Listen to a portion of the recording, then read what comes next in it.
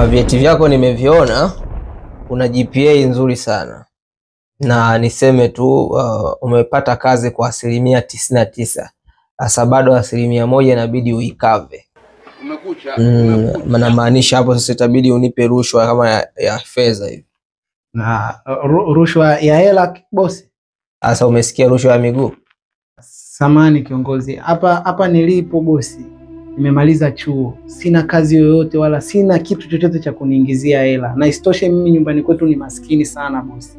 Kwa hiyo kiwango cha hela mimi ili niweze kuipata hii kazi itakuwa ni ngumu sana kukipata, lakini nilikuwa naomba uweze kunipa kazi, endapo nikipata hii hela kidogo kidogo naweza nikakuchangia bosi.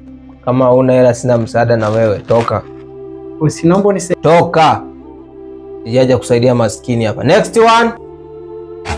Oh, binti, karibu sana. Wow. No, usinipe vyeti. By the way, muonekano wako na vyeti hivyo ulivyobeba naona wazi utakuwa na GPA nzuri sana. Kwa sababu GPA lazima itakuwa inaendana na muonekano wako. Unaionaje?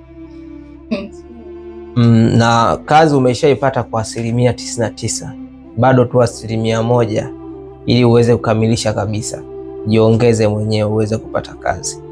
Najiongezaje bosi wangu wakati bado hujaangalia hata vyeti vyangu vinasomaje? Wewe ni mtu mzima, umeshaelewa. Sio lazima tuzunguke mbuyu. Turn around kidogo, niangalie hiyo 1% inatosheleza hapo. Sasa kugeuka kunahusianaje na vyeti kakangu? Wewe unataka kazi utaki? Bila mimi kugeuka huwezi ukanipa kazi. Kama utaki turn around, nenda nje. Mambo si hayo sasa. Oh, sweet baby. Bosi, samahani.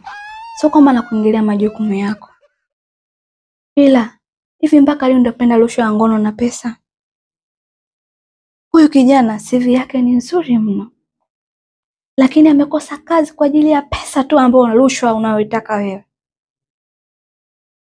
Alafu, umemkubalia huyu binti pasipo hata kumwangalia CV yake.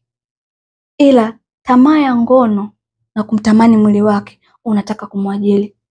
Hivi ofisi itaendelea kweli? Ofisi imekuwa imekaa nyuma kwa sababu ya kuajili watu kwa ajili ya kuwatamani. Lakini watu wenye akili na upeo wa kazi unawaachisha kwa sababu amekosa pesa. Bosi, hata ulivyoanza wewe, ulianza kama wao. Hata na wewe uko chini. Bosi, hebu acha kutunyanyasa hivi. Hebu angalia kazi na sio tamaa ya mwili. Kazi nyingi zinalala kwa sababu watu hatuna wa kutusaidia.